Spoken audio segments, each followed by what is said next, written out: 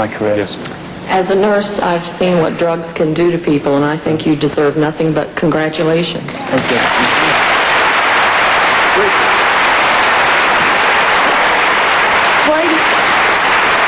Were you amazed about how your fans reacted, how loyal they were to you? Your friends? Your fans. Oh, your because fans. I used to see them outside the court. No, I wasn't amazed. I wasn't amazed because, I mean, you know, there's certain people that have followed me from the beginning, and they've been there whatever the situation's been, and, you know, they were brilliant. I mean, one of the girls brought money to pay for my bail, which I thought was really sweet. Didn't she bring $16,000 in? Yeah, in cash. I didn't take it, by the way. George, you've got a lot of fans here, and I'm one of them. I think you look very, very well. Okay, I think you're off the stuff, right, compared to years ago. You do look well. Now, keep it up. Thank you. All right? There you go.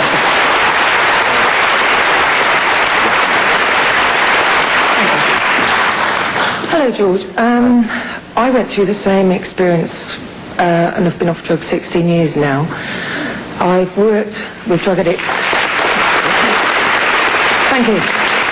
I've worked with drug addicts for 8 years. I believe you're off now, and I'm very pleased for you. Two things I did want to say, though. One is I'd like to correct you about the fact there are easier ways to come off heroin. Well, I mean, I didn't mean it like there's like an alternative. I think you'll find there's no easy way. Yeah, well, in some ways are more drawn out than others, you know. I mean, you can. That's right. If you take methadone, it can take over like a year. It can take longer than that, and you can be on it forever. That's what I meant. Some people find it perhaps easier to come off more quickly, and some perhaps take longer. The other thing is, it is quite early days for you, so I hope you won't get too overconfident. And I think once you've done 5 years drug-free, you'll feel much more solid. Okay. Yes, ma'am. But the real flamboyant boy, George, doesn't seem to be here as much as he used to be. This is a sort of penance for what you've done. It's finished now. Good luck to you. Let's see all the bright glitter and everything again, please. George, compared to the 1984 clip we saw recently, would you agree now that you've mellowed, that you've become a far nicer person?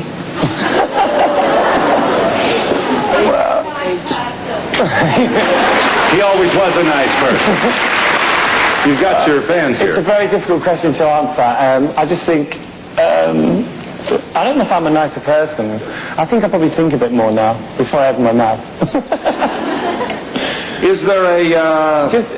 The one thing I wanted to say is that, you know, when I started in Culture Club, I mean, people have always said to me that, you know, I courted the media. I mean, in a lot of ways, I was very stupid and naive because, I mean, I made friends with quite a lot of journalists in this country, and I really did think they were my friends. I know that's very foolish, and you probably scorn me for thinking it. But now, I suppose I'm a bit cagey about the whole thing because, you know, you get to a stage where you don't know who you can trust. And I am a very trusting person. I see the best in everyone, you know, and it's just one of those things. That's the way I was brought up. You said you plan to go to the United States. You'll tour the United States? Well, I'm going to go to LA and the West Coast to start off with, and I'm going to South America. Now, there was a time when you would not be permitted to go to the United States. Isn't that so? Yeah, I've been banned. I had to go and have a medical last week, and I passed.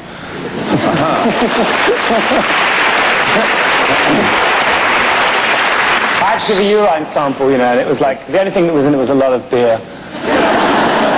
So before you go travel internationally, you have to pee in a bottle. Is that what you're telling us? No, just for America. You know, I mean, it's... Oh, I see.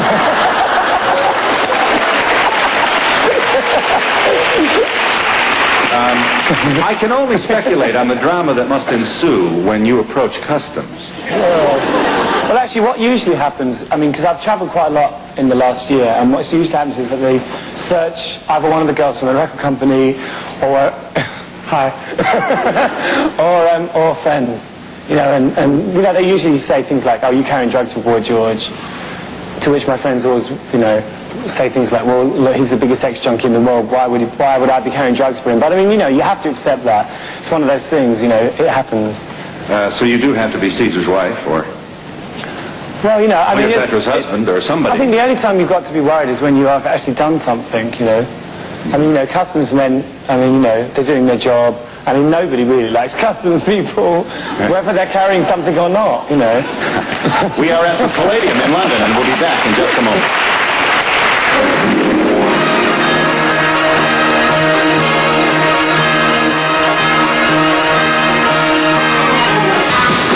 know that Boy George's new album is titled Tense Nervous Headache? They'll never accuse you of running for cover. Right, my favourite song of yours is Time, and I play it when I feel lonely, etc. Have you got a song like that? Of your own, or somebody else's, maybe? I like, my favourite my favourite song, let me think, is, I like the song I Can Help. I think that's really good, the Elvis Presley one. Yes.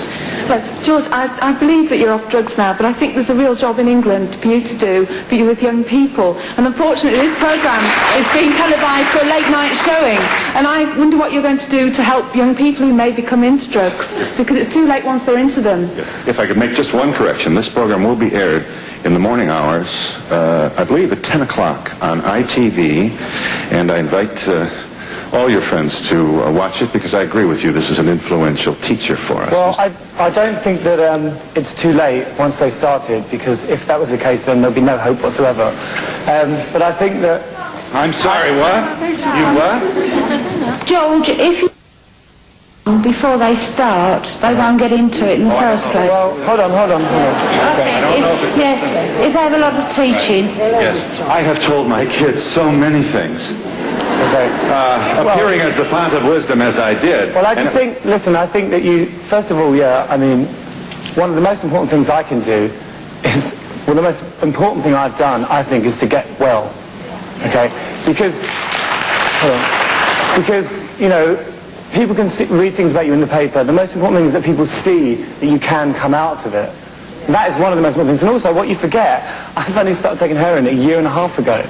Well, I am still getting over it, you know, and believe me, you know, I'll do whatever I can, but I don't want to go around, you know, I mean, you have to be careful how you tell kids not to do things. There are ways of doing it. One technical point here. We think of the heroin addict with the rubber hose and the needle and this awful looking, we've all seen the close-ups, we cringe. You did not shoot up, did you? No. So that the heroin addict need not, a heroin candidate need not use a needle. No, not necessarily. What is if the pressure gets too strong for you again and you're touring and you might get back onto the stuff again? No, what more can I say, you know? Yes. Phil did a programme suggesting that drugs should be legalised because of the trouble the countries have in enforcing the laws. What do you think? Well, I don't think that's a very good idea. I mean, there was also talk in Amsterdam of legalising heroin because they were saying that a lot of heroin addicts were stealing to get drugs, and they thought it would be a good idea. I don't think it's a good idea, no. If I could just make one point here. I'm sure that wasn't I don't the think case. there is a unanimous feeling about legalizing this or that drug, and many people who wish to legalize other drugs would be foursquare against legalizing heroin. But what I think has happened in the United States is at least it is now possible to discuss in a public forum the possibility of altering our root and toot and shoot and Wild West approach to drugs, which is getting us nowhere. Can I just say something really important? Sir. I was a heroin addict, but it's not the most interesting thing I've ever done.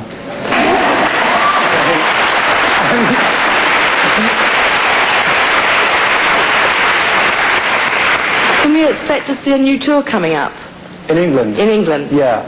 Hopefully I'm hoping to do a show in London before I go to America, hopefully. Whether that comes off or not is another thing. England's a very difficult country.